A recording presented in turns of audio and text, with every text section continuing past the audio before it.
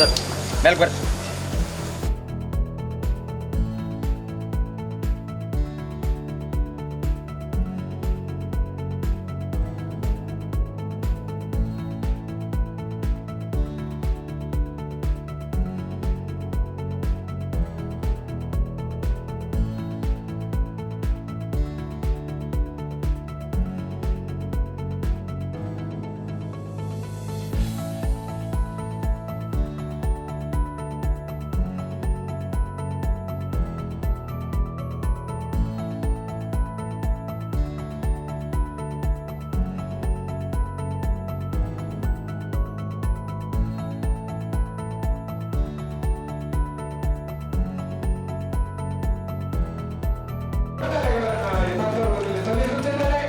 ನೀವು ಪ್ರಶಸ್ತಿ ಪ್ರದಾನ ಮಾಡಿದಂತಹ ನಮ್ಮೆಲ್ಲರ ಪ್ರೀತಿಯ ಸ್ಪೀಕರ್ ಗಿವಿಡಿ ಗದ್ದರವರಿಗೆ ಮತ್ತು ಶಾಸಕರಾದಂತಹ GS ಪಾಟೀಲ್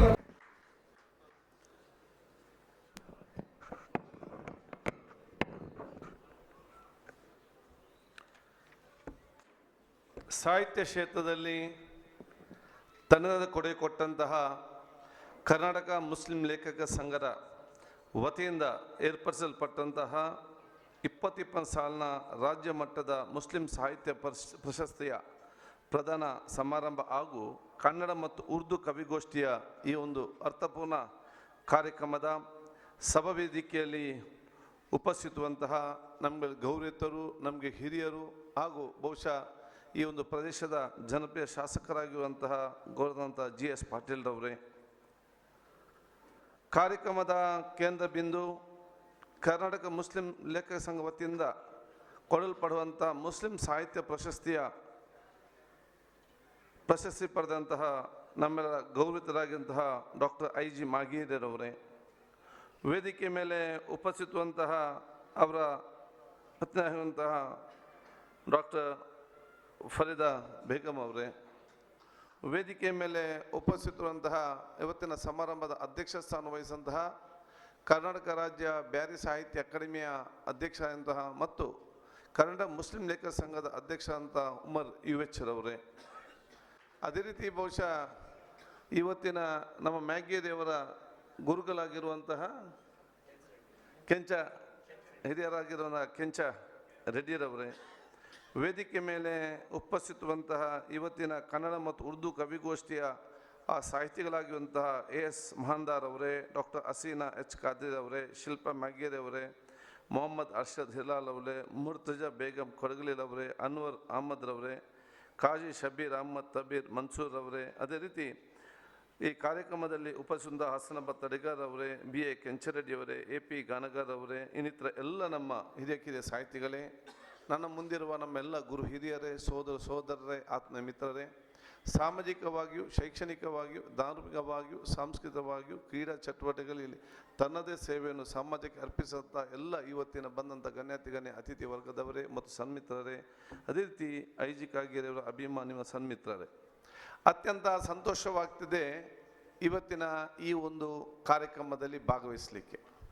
ಯಾಕಂತ ಹೇಳಿದರೆ ಕರ್ನಾಟಕ ಮುಸ್ಲಿಂ ಲೇಖಕ ಸಂಘ ಇವತ್ತು ಗದಗ ಜಿಲ್ಲೆಯ ಗಜೇಂದ್ರಗಢದ ಈ ಒಂದು ಪ್ರದೇಶದಲ್ಲಿ ಬಹುಶಃ ಇವತ್ತು ಈ ಒಂದು ಕಾರ್ಯಕ್ರಮ, ಈ ಒಂದು ಸಾಹಿತಿಗೆ ಪ್ರಶಸ್ತಿ ಕೊಡುವುದು ಒಂದು ಅರ್ಥಪೂರ್ಣವಾದ ಕಾರ್ಯಕ್ರಮ, ಮತ್ತೊಂದು ಅತ್ಯಂತ ಪಾವಿತ್ರತೆ ಒಂದು ಸ್ಥಳವನ್ನು ತಾವು ಆಯ್ಕೆ ಮಾಡಿದ್ರಂತ ಹೇಳಲಿಕ್ಕೆ ನಾನು ಇವತ್ತು ಬಯಸ್ತೇನೆ.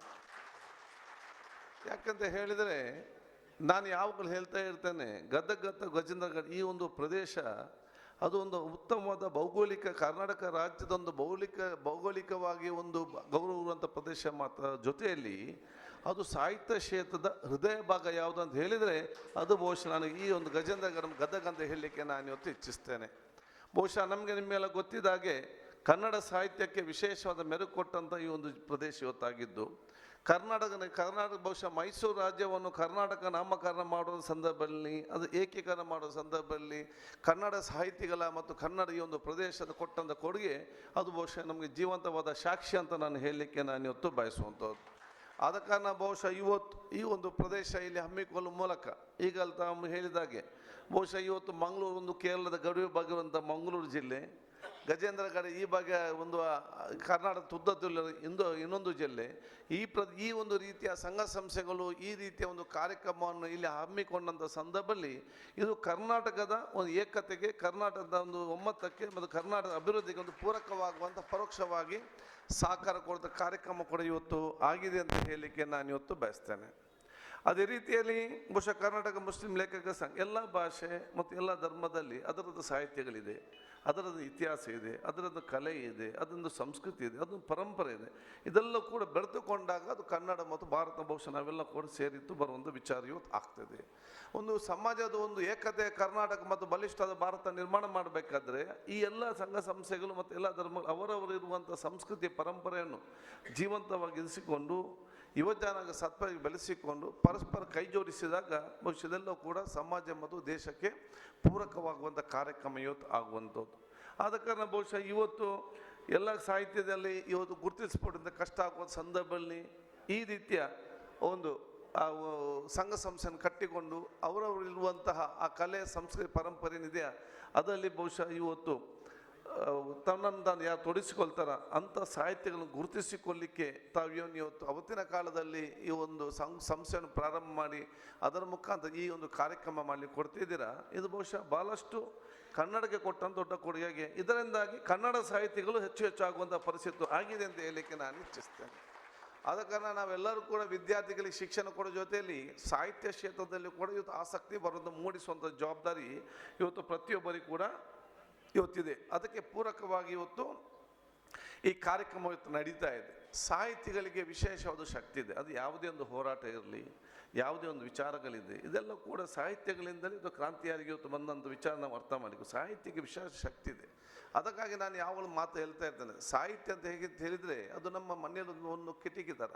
ನೀವು ಆ ಕಿಟಕಿಯಲ್ಲಿ ನಿಂತರೆ ನಮಗೆ ಇಡೀ ಊರು ನಿಮಗೆ ಕಾಣ್ತದೆ. ಅಂದರೆ ಸಾಹಿತ್ಯ ಕೂಡ ಹಾಗೆ. ಈ ಸಾಹಿತ್ಯದ ಮುಖಾಂತರ ಇಡೀ ಸಮಾಜವನ್ನು ಅರ್ಥ ಮಾಡಿಕೊಳ್ಳುವಂಥ ಅವಕಾಶ ಎಲ್ಲರಿಗೂ ಸಿಕ್ಕುವಂಥವೇನೋ ಅವಕಾಶ ಇದೆ. ಯಾಕಂದರೆ ಪ್ರತಿಯೊಬ್ಬರಿಗೂ ಕೂಡ ಎಲ್ಲವೂ ನೋಡಲಿಕ್ಕೆ ಆಗೋದಿಲ್ಲ. ಆದರೆ ಮನೆಯಲ್ಲಿ ಕೂತ್ಕೊಂಡು ಇದನ್ನು ನೋಡಿಕೊಂಡು ಅರ್ಥ ಮಾಡಿಕೊಂಡು ಅವಕಾಶ ಸಿಕ್ಕಿದ್ರೆ ಅದು ಸಾಹಿತ್ಯ ಮುಖಾಂತರ ಪ್ರತಿಯೊಬ್ಬರು ಸಿಕ್ಕುವಂಥ ಅವಕಾಶ ಇವತ್ತು ಆಗ್ತದೆ.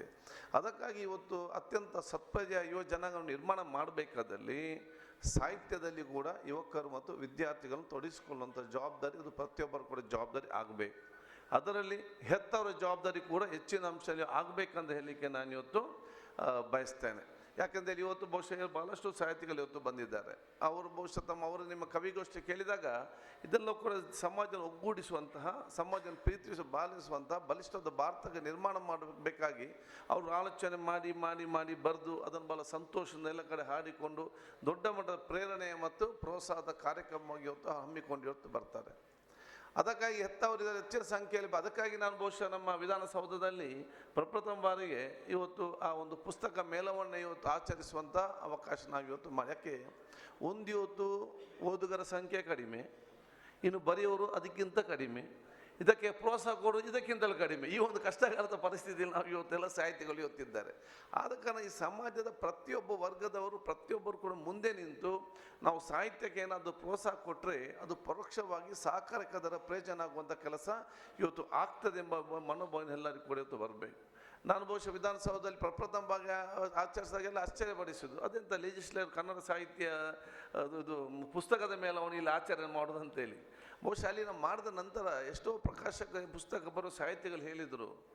ಆ ಅಶ್ವಸಾಗ ಎಷ್ಟು ಲಕ್ಷಾಂತರ ಜನ ಬಂದು ಎಲ್ಲ 220 ಸ್ಟಾಲ್ಗಳಿ ಅವ್ರಿಗೆ ಏನು ಕೂಡ ಚಾರ್ಜ್ ಮಾಡಲಿಲ್ಲ. ಊಟ ಕೂಡ ತಿಂಡಿ ಕೂಡ ಫ್ರೀ, ಎಲ್ಲವೂ ಕೂಡ ಫ್ರೀ. ಯಾಕೆ ಕೆಲವು ದೊಡ್ಡ ಸಾಹಿತಿಗಳಿದ್ದಾರೆ, ಕೆಲವು ಸಣ್ಣ ಸಾಹಿತಿಗಳಿದ್ದಾರೆ, ದೊಡ್ಡ ಪ್ರಕಾಶಕರಿರ್ತಾರೆ, ಸಣ್ಣ ಪ್ರಕಾಶಕರಿರ್ತಾರೆ.